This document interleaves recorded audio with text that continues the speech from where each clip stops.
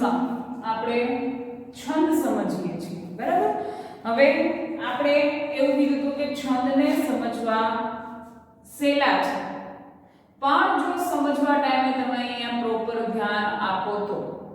બાકી અમુક વસ્તુ જો તમે ચૂકી ગયા તો છંદને ઓળખી શકાશે નહીં અને સમજી પણ નહીં શકાય, બરાબર। એટલે પહેલેથી છંદને સમજવા જરૂરી છે। છંદ આપણે ભાગ 1 માં જોઈ ગયા હતા, આજે ભાગ એનો 2 કરીએ છીએ, બરાબર। છંદનો ભાગ 2। હવે ભાગ 1 માં આપણે શું જોઈ ગયા હતા? તો કે ભાગ 1 માં આપણે જોયું કે છંદ એટલે શું? તો કે હંમેશા ભાઈ કાવ્ય પંક્તિ હોય એમાં છંદ વપરાતા હોય છે। અક્ષરના અને માપના ગોઠવણીની મેળવાળી રચના એટલે છંદ। આવું આપણે કંઈક છંદની વ્યાખ્યા શીખ્યા હતા। પછી આપણે છંદના પ્રકારો શીખ્યા હતા કે છંદના કેટલા પ્રકાર પડે છે। છંદના 2 પ્રકાર પડે છે, અક્ષરમેળ છંદ અને માત્રામેળ છંદ। હવે અક્ષરમેળ છંદમાં શું આવે છે? તો કે એ છંદમાં અક્ષરની ગણતરી કરવાની હોય છે અને માત્રામેળ છંદમાં તો કે અક્ષરની માત્રા હોય એની ગણતરી મૂકવાની હોય છે। ત્યાર પછી આપણે જોયું હતું કે છંદને સમજવા માટે થોડી ઘણી સંજ્ઞાઓ આપેલી છે કે જે સંજ્ઞાઓને સમજવી જરૂરી છે, બરાબર। એમાં સૌથી પહેલા સંજ્ઞાઓ કીધી યતિ। હવે યતિ એટલે શું? તો કે યતિ એટલે વિરામ। કાવ્ય પંક્તિમાં વચ્ચે જ્યાં કે વિરામ આવે છે એને યતિ કહેવાય છે, કે જ્યાં વિરામ લેવો પડે, થોડીક વાર ઊભું રહેવું પડે, થોભવું પડે કાવ્ય પંક્તિમાં, એને યતિ કહેવાય છે। અને યતિભંગ એટલે શું? તો કે કાવ્ય પંક્તિના ઉચ્ચારણમાં યતિ આવતો હોય પણ શબ્દ પૂરો થવા દેવો જોઈએ, ત્યાર પછી યતિ લેવાનો હોય, ત્યાર પછી થોભવાનું હોય તો એ યતિભંગ કહેવાય, કે જે જગ્યાએ યતિ આવે છે એની બદલીમાં એ શબ્દ પૂરો કરી અને પછી યતિ લેવી પડે છે તો એ યતિભંગ થયો કહેવાય। પછી ચરણ કોને કહેવાય? તો કે કાવ્ય પંક્તિ આપેલા હોય એના પૂરેપૂરા એક માપવાળી પંક્તિ હોય એને ચરણ કહેવાય છે। ત્યાર પછી આવે છે ગુરુ અક્ષરો કોને કહેવાય? તો ગુરુ અક્ષરોમાં શું આવશે? તો કે ભાઈ દીર્ઘ વર્ણો આવશે। ગુરુ એટલે દીર્ઘ, એ શબ્દ ખાસ યાદ રાખજો કે જે ગુરુ શબ્દ હશે એ દીર્ઘ શબ્દ હશે। રસ્વા વાળું અને દીર્ઘ વાળું આપણે કહીએ છીએ ને એ દીર્ઘ શબ્દો, દીર્ઘ વર્ણો આપેલા હશે એમાં, બરાબર। અને ગુરુ અક્ષરની નિશાની ગા છે અને એની સંજ્ઞા ડેશ છે ગુરુની, બરાબર। અને એવી જ રીતે લઘુ અક્ષરો, તો કે લઘુ અક્ષરો હસ્વ સ્વરથી ઓળખાય છે, બરાબર। એમાં હસ્વ સ્વરો આપેલા હોય છે ત્યારે લઘુ અક્ષરો બનતા હોય છે અને લઘુ અક્ષરની નિશાની લ છે અને એની સંજ્ઞા યુ છે, બરાબર। હવે આ લઘુ અને ગુરુને આપણે ઓળખી ગયા કે ભાઈ ગુરુ અક્ષરો છે દીર્ઘ હોય, લઘુ અક્ષરો છે હસ્વ હોય। લઘુ અક્ષરો છે નિશાની એની સંજ્ઞા આ છે અને ગુરુ અક્ષરની સંજ્ઞા આ છે।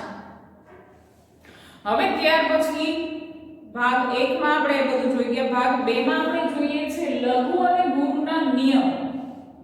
કેટલાક નિયમો આપેલા છે, એ નિયમને સમજવા જરૂરી છે। જો નિયમને નહીં સમજો તો છંદ છે એ મગજમાં ઉતરશે નહીં। તો કે શું કહેવા માંગે છે? તો કે જ્યારે લઘુ અને ગુરુ અક્ષરને ઓળખવાના થશે, એની ઉપર માત્રા મૂકવાની થશે, એની ઉપર સંજ્ઞા મૂકવાની થશે, તો લઘુ અને ગુરુ અક્ષરને ઓળખવા જરૂરી છે। ગુરુ અક્ષર એટલે દીર્ઘ, લઘુ અક્ષર એટલે હસ્વ, પણ અમુક નિયમો એવા છે કે જે બાદ થઈ જાય છે, બરાબર। જોઈએ ચાલો પહેલો નિયમ, તો કે સંયુક્ત અક્ષર પહેલાનો લઘુ અક્ષર ગુરુ ગણે। જોડિયો શબ્દ આપેલો હોય, બરાબર, એ જોડિયો શબ્દની પહેલાનો શબ્દ છે એ લઘુ હોવા છતાં શું ગણાય છે? તો કે ગુરુ ગણાય છે। હવે જોઈએ આપણે પહેલા સત્ય, તો આ જોડિયો અક્ષર છે, હવે આ કેવો શબ્દ છે?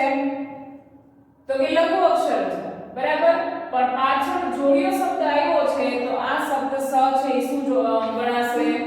તો કે ગુરુ ગણાશે, બરાબર। ત્યાર પછી છે પુષ્પ, જો આ રસ્વવાળું આપેલું છે બરાબર અને પાછળ જોડિયો શબ્દ આપેલો છે રસ્વવાળું આપેલું છે એટલે આ લઘુ શબ્દ ગણાશે પણ પાછળ સંયુક્ત અક્ષર આપેલો છે એટલે આ લઘુ હોવા છતાં શું બનશે તો કે ગુરુ બનશે ત્યાર પછી આપેલો છે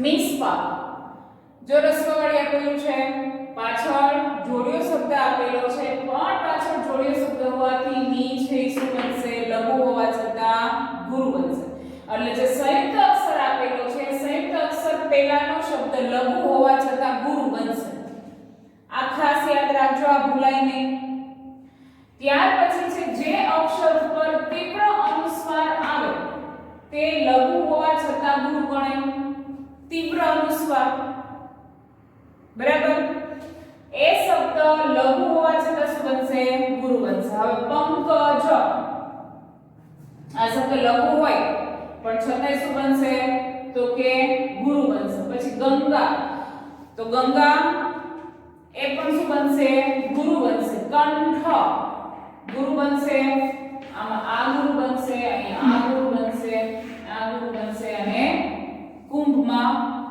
ક ગુરુ બનશે ત્યાર પછી છે કાવ્ય પંક્તિને અંતે આવતો અક્ષર લઘુ હોવા છતાં ગુરુ ગણાય કોઈ પણ કાવ્ય પંક્તિ હોય પણ એનો છેલ્લો શબ્દ છે એ લઘુ હોય છતાં ગુરુ બની જાય છે જો ક્યારેક અમુક શબ્દ એવા આવી જતા હોય અમુક કાવ્ય પંક્તિ એવી આવી જતી હોય તો એમાં છંદને પણ બાદ કરવા પડતા હોય છે છંદની પણ ગણતરી નથી કરવામાં આવતી હોતી કેમ કે અક્ષરનો મેળ બેસાડવાનો હોય છે એટલા માટે તો ક્યારેક આ નિયમો લાગુ નથી પણ બનતા બરાબર આપણે છેલ્લે ગણતરી કરતા હોઈએ તો કાવ્ય પંક્તિને અંતે છેલ્લો શબ્દ લઘુ હોય તો એવું ન બને એવું જરૂરી નથી ક્યારેક ગુરુ પણ આપેલો કેમ કે કાવ્ય પંક્તિમાં એને મેળ ના પડતો હોય તો ગુરુ પણ આપેલો હોય છે પણ ઇન કેસ મોટે ભાગે એ લોકોએ નિયમોને આધીન જ કાવ્યની રચના કરેલી હોય ક્યારેક એવું ભાગ્યે જ બને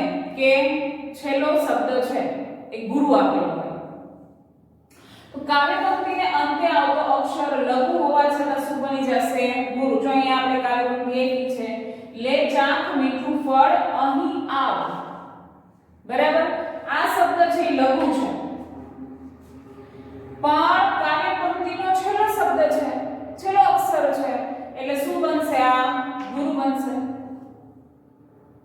બરાબર હવે ત્યાર પછી છે વિસર્ગયુક્ત અક્ષર લઘુ હોય અને વિસર્ગનું ઉચ્ચારણ થતું હોય તો તે લઘુ અક્ષર ગુરુ ગણાય વિસર્ગયુક્ત અક્ષર આપેલા હોય વિસર્ગનું ઉચ્ચારણ થતું હોય અને એ શબ્દ લઘુ હોવા છતાં ગુરુ બનશે જેમ કે અંતઃકરણ અંત હ કેમ કે તની સાથે બોલીએ છીએ કરણ તો ત શબ્દ છે શું બનશે ગુરુ બનશે બરાબર પછી દુઃખ આ વિસર્ગ છે એ કોને લાગે છે તો કે દુઃખને તો દુઃખ છે એ લઘુ હોવા છતાં શું બનશે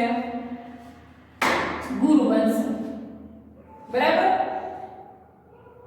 વિસર્ગ અક્ષર આપેલું હોય વિસર્ગનું ઉચ્ચારણ થતું હોય તો તે શબ્દ છે એ લઘુ હોવા છતાં શું બનશે ગુરુ બનશે બરાબર આ ચાર નિયમ ત્યાર પછીના હજી નિયમ છે જોઈએ આપણે આગળ બરાબર આટલું બુકમાં લખી કાઢજો બાકીનું હું બોર્ડમાં હમણાં પાછું આગળ જોઈએ બરાબર તો કે માત્રા હવે માત્રા કેવી રીતે મુકાય એ જોઈ લઈએ આપણે તો લઘુ અક્ષર આપેલો લઘુ અક્ષર એટલે કયો થાય તો કે હસ્વ અક્ષર તો કે લઘુ અક્ષર આપેલો હોય એની એક માત્રા ગણાય માત્રા મેળ છંદ જોવાનો છે ને આપણે તો લઘુ અક્ષર હોય હસ્વ એની એક માત્રા ગણાશે હવે કેવી રીતે માત્રા લખવાની તો કે અહીંયા આપેલું છે ઉદાહરણ સરસ બરાબર તો આ શબ્દ બધા કેવા છે તો કે હસ્વ છે આમાંથી દીર્ઘ શબ્દ આપેલો નથી બધા હસ્વ સ્વર આપેલા છે તો હસ્વ ઉપરની માત્રા એક ગણાય અહીંયા એક લખવાનું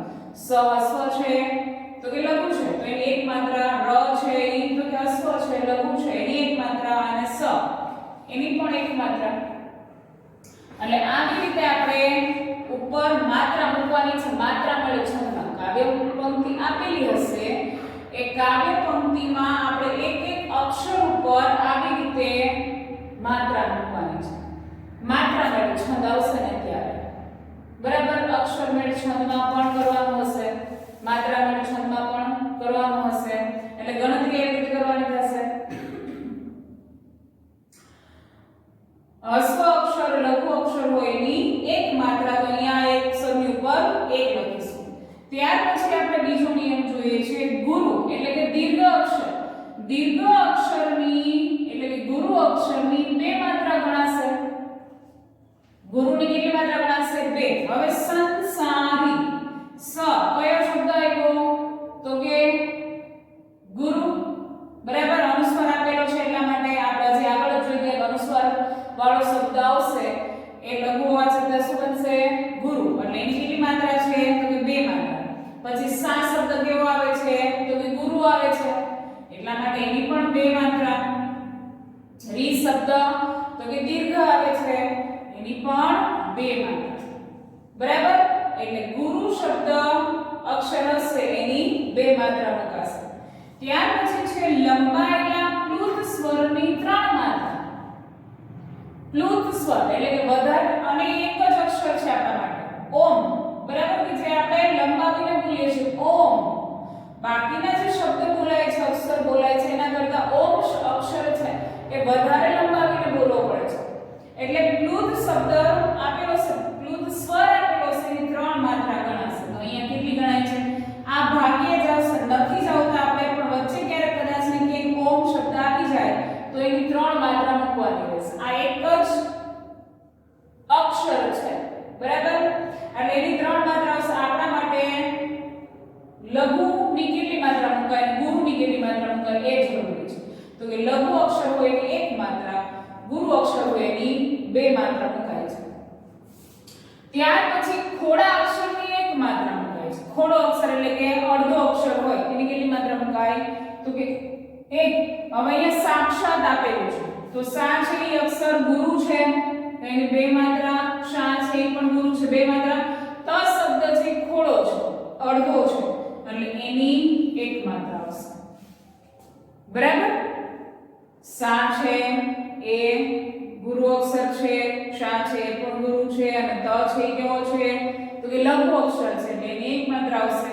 ખાસ આપણે ધ્યાનમાં રાખવાનું છે આગળના આપણે જે નિયમ જોઈ ગયા એ નિયમ હવે લાગુ પડે છે. હવે તમે સમજી શકશો વ્યવસ્થિત. તો કે શું હતું? તો કે સંયુક્ત અક્ષર આપેલો હોય એની પહેલાનો અક્ષર લઘુ હોવા છતાં ગુરુ બનશે.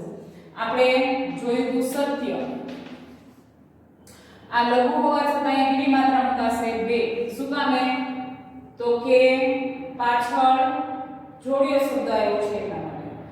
આ શબ્દ લઘુ હોવા છતાં ગુરુ બનશે. બરાબર. ત્યાર પછીનો બીજો આપણે નિયમ જોયો તો કે તીવ્ર અનુસ્વાર આવતો હોય તો એ શબ્દ લઘુ હોવા છતાં ગુરુ બને છે. આપણે અહીં ગુરુ જ બનાવ્યો છે. બરાબર. આમાં અનુસ્વાર આવે છે સંસારીમાં સંસારી. તો અનુસ્વાર આવે છે એટલે આ લઘુ હોવા છતાં શું બનશે? ગુરુ. તો ગુરુની કેટલી માત્રા છે? બે માત્રા છે. ત્યાર પછી છે કાવ્ય પંક્તિને અંતે આવતો અક્ષર લઘુ હોવા છતાં ગુરુ બનશે. હવે બીજું છે વિસર્ગ યુક્ત. એ પણ શીખી ગયા હતા. એમાં આપણે જોયું હતું દુઃખ. વિસર્ગ વાળા. બરાબર. તો હવે આ જે હસ્વ છે લઘુ સ્વર છે પણ વિસર્ગ આવે છે એટલે લઘુ હોવા છતાં શું બનશે? ગુરુ બનશે. બરાબર. એટલે આ શબ્દની ઉપર કેટલી માત્રા મુકાશે? બે માત્રા મુકાશે. એટલે ખાસ એ વસ્તુ ધ્યાન રાખજો. અને બીજું છે ખોડા અક્ષરની એક માત્રા ગણાશે એટલે આપણે લખી નાખ્યું છે. આ આવડી જશે એટલે હવે પછીના ભાગમાં આપણે ગણ રચના પાડતા શીખશું કે કેવી રીતે ગણ રચનાનું બંધારણ એનું માળખું છે એ તૈયાર કરવાનું છે. હવે આગલા લેક્ચરમાં એ જોઈશું આપણે. આ જે માત્રા આપેલી છે એમાં લઘુ અક્ષરની એક માત્રા ગણાશે, ગુરુ અક્ષરની બે માત્રા ગણાશે. ખાસ યાદ રાખજો કે લઘુ શબ્દ આપેલો હોય એક માત્રા, ગુરુની બે માત્રા. લઘુની એક માત્રા, ગુરુની બે માત્રા. લઘુની એક માત્રા, ગુરુની બે માત્રા. આ યાદ રાખજો, ભૂલી નહીં જતા. બરાબર. હવે આની ઉપર પછી એની નિશાની પણ મૂકવાની થશે. લઘુ અક્ષર હોય તો એની નિશાની શું આવે છે, ગુરુ અક્ષર હોય તો એની નિશાની શું આવે છે, એ નિશાની પણ મૂકવાની થશે. જેમ કે ગુરુ અક્ષર છે તો ગુરુ અક્ષરની સંજ્ઞા શું છે ડેશ અને લઘુની યુ તો આ પણ કરવાની થશે બરાબર પણ એ હવે પછી જોઈશું આપણે એટલે ખાસ લઘુની એક માત્રા અને ગુરુની બે માત્રા એ ભૂલાય નહીં બરાબર હવે ભાગ 3 માં આપણે ગણ રચના છે એ પાડતા શીખીશું આ બધું જ ત્યાં સુધીમાં યાદ રાખી લેજો અને શીખી લેજો થેન્ક યુ